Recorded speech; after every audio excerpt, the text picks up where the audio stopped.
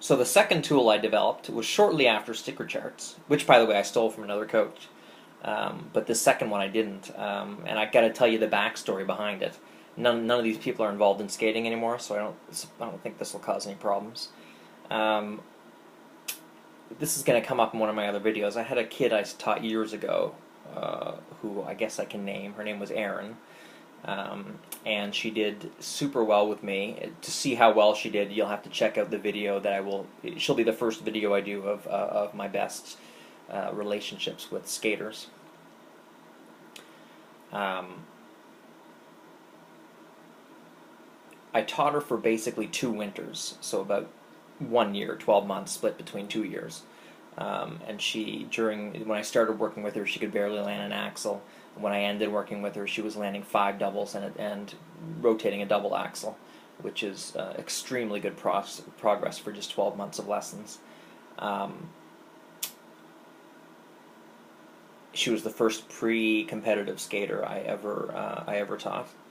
At the end, how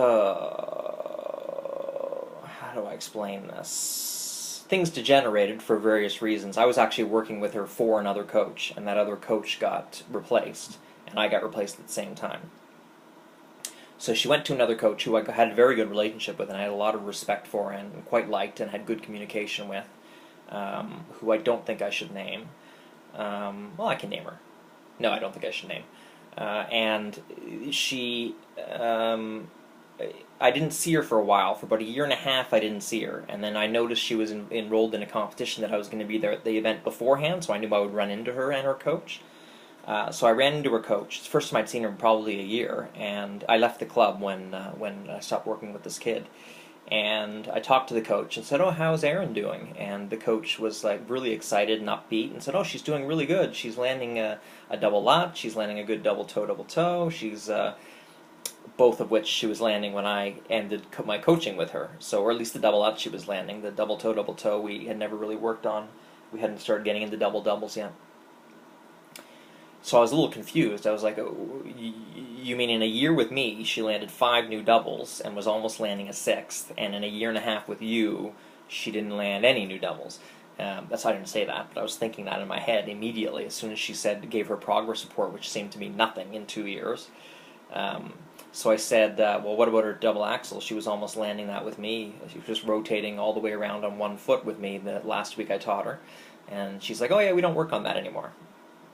I'm like, "Well, okay, well, what about her triple sow? She had a really good arc and flow on that and was starting to get a really good attempt at a triple sow." "No, we don't work on triples either." So I was really confused because clearly that is not progress for 1.5 years of lessons, especially since the mother and the daughter switched coaches because they were under the perception that they were with a non-competitive coach and that they would be switching to a competitive coach and get better progress. And what actually happened is she got much, much worse progress.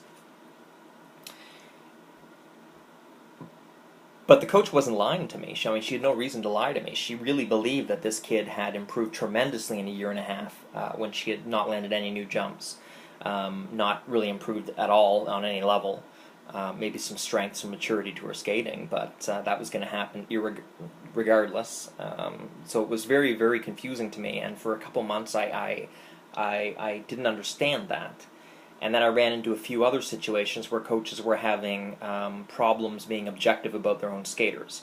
They were giving me reports on how good their skaters were doing that were false or were falsely positive. So I decided there had to be some objective way to measure how good a skater is doing. So what I started doing, I don't think I started doing it, oh, maybe I did start doing it in Nova Scotia before I left for Labrador. I think I did. Is I would go through their spins, first of all, and count how many rotations they can do in each spin, which is a really good sign of progress. And some of that maturity and strength that I talked about with Erin, that she probably increased with her new coach, but was going to increase regardless anyway. Irregardless is not a word. Regardless. I also found out eventually that I had to put some kind of quality in it.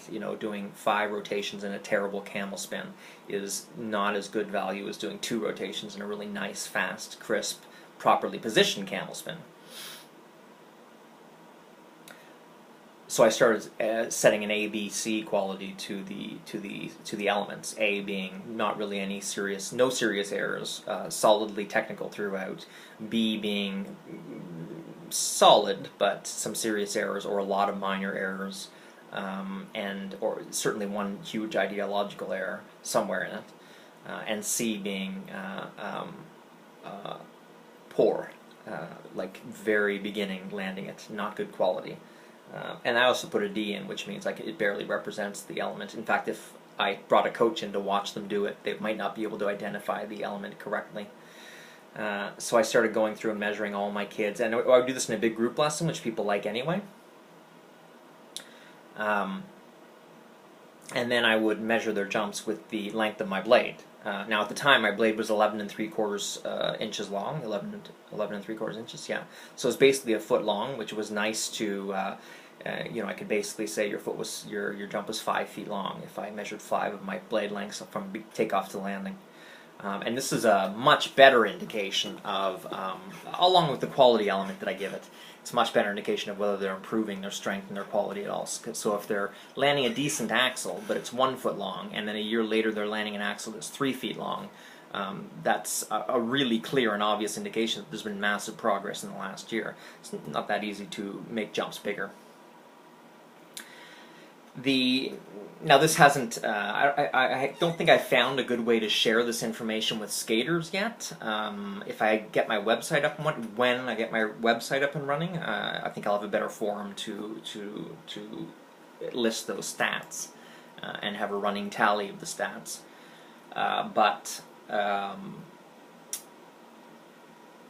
What has ended up happening occasionally, there's 2 ways that I use this. One is it's a measurement to me as to whether I'm doing my job and actually improving the skater.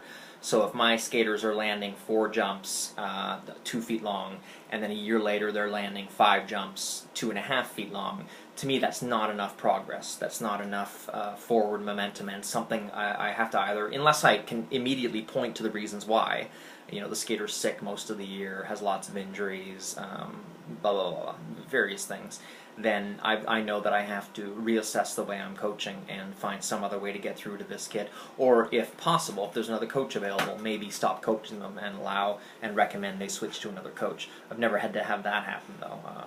I am always exploring new ways to get my kids to improve and have a different attitude and approach to skating, and so far I've never had any problems getting really fast, impressive improvement out of my skaters.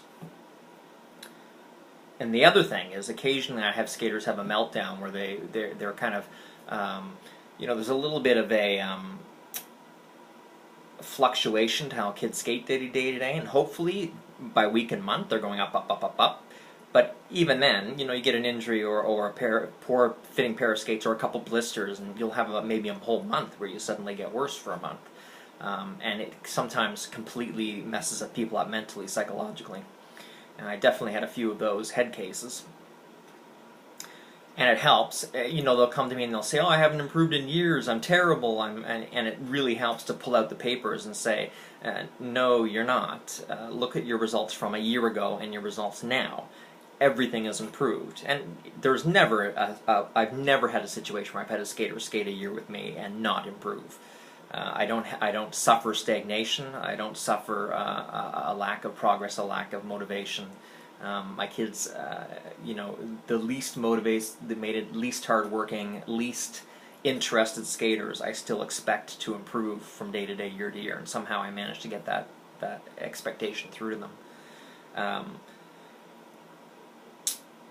And honestly, sometimes when I'm feeling nostalgic or not feeling good about myself, I like to go back through these records of a kid that I maybe had a frustrating lesson with, or a series of frustrating lessons, and see how much they've improved over the last couple of years. It helps for me too.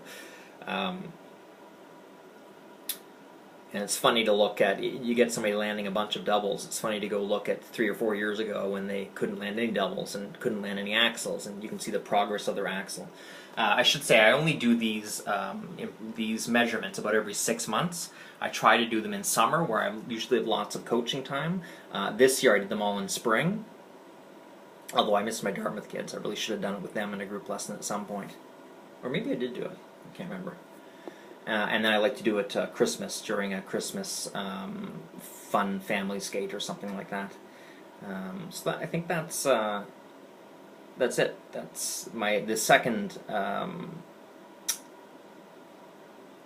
objective records keeping that I use to try to make sure that things are on track with my skaters. I think that's it. Bye.